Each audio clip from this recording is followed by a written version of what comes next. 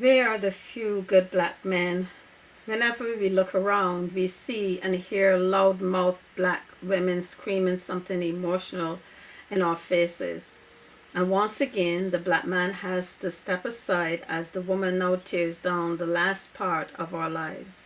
She's not content that she sold us out for scraps from the government, which has left us without a father to guide us. But now she wants to take away our rights and responsibility further by stripping us of our last hope, and that is police officers that will come to our rescue in the night when we are being attacked by wicked and evil persons. The black woman is not satisfied that we're not doing well in school or in life for that matter. Now that we are opening up our eyes and realizing that something is wrong, she has to deflect from the truth one more time.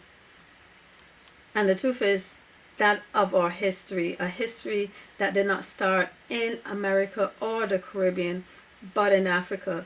Just like the coronavirus that came from China, our inability to learn and produce started in Africa long before the white man came there and brought our ancestors as slaves.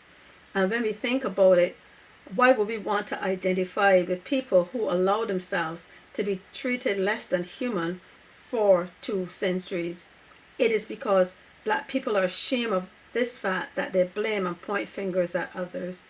They do not want us to know the truth that black people were treated like property because they themselves acted less than human. It is because our black parents have failed us time and time again. They have sold us out to the highest bidder, and then they blame the bidder.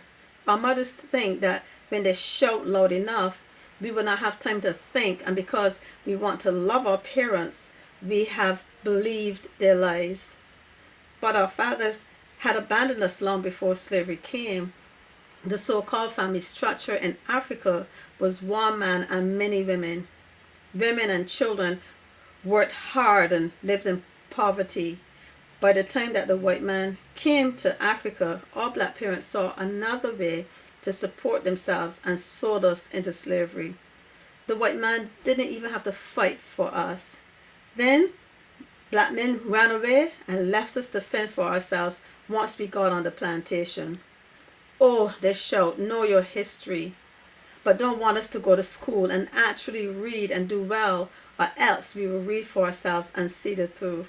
Our parents have allowed the government to separate them, and our mothers live off of us and bring in predators in the home so that we could be molested and cannot strive because we are so traumatized.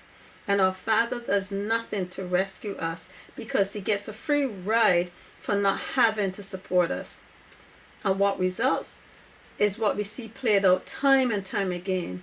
We are angry and cannot face the fact that our mother and father has done so much evil and has allowed us to suffer at the hands of others who are not responsible for us. So, who do we take our anger out on? Not our wonderful mother, nor our father, because we hardly know who he is. We take it out on ourselves as we soak up our pain in drugs and alcohol and sex. When that wears off, we take it out on teachers and peers and co-workers and anyone else, and of course the white man. That is our history in a nutshell. And every time that we're making any kind of progress, our parents deflect us again with some new problem. Now it is the fault of the police. It is never, ever, ever our own fault. Look around, black people. Are there any other group that is as messed up as we black people? No. And do you know why? Because they have a father in the home and in their lives. They have a mother who's taking care of them. And if she has to go on public assistance, she does not use it as a crutch, but as a way to get on her feet again. Look around and ask yourself a question. Is it really any good tearing down statues of people you don't know and burning property of people that have done you absolutely nothing? I know that is very difficult for us as black people to find solutions to our problems, but I'm going to help us because it took time for me to realize who it was that was really hurting me, and it was hard to swallow, when I realized that it was not the white man and that it was my parents who fed me a lie. I was upset, not angry, upset. And I use the word upset because I did not feel the need to go out and loot and riot and burn down buildings. I forgave the ignorance and the fact that they held me back and started thinking how I could fix my broken life. And when I went and read history for myself and found out that the black man is weak and that is why black women has to always step up. But God never intended us women to be in charge because we are emotional. And if you look around, we will see that households headed by black women lead to poverty, crime, violence, destruction of lives and property. And so I have a couple of suggestions, and this is the solution to our black problem. The first thing is to admit to ourselves that we never built anything. If we did, we would not be tearing down what we built. No sensible person builds a house and burn it down. We have no appreciation for people because we are so broken. Broken by what our parents have done to us. So this is what I'm suggesting. Instead of taking our anger out on other people and their property, how about working on our own lives? Let us band together for good causes like mending of our families and the entry and graduation into the school system. Instead of demanding that we be given a free ride, what about actually doing the work and earning it on merit? And maybe get our homes put together, make sure that we marry and stay married.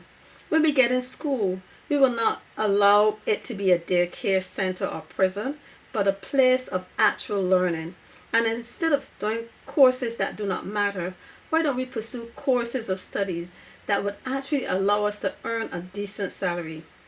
I guarantee you that by doing this, we will be welcomed into careers and professions because our studies would have refined us and help us to project the right attitude for the position that we're seeking. And finally, instead of tearing down this country that we did not build, what about tearing down the negative places we live in and change the names from ghettos, slums, housing, and all of those derogatory labels to something that puts pride in children to maintain the environment inside and out? I appeal to you that we stop the cycles and patterns that our parents have set for us and we become productive, contributing members of society where people respect us and see us as decent human beings.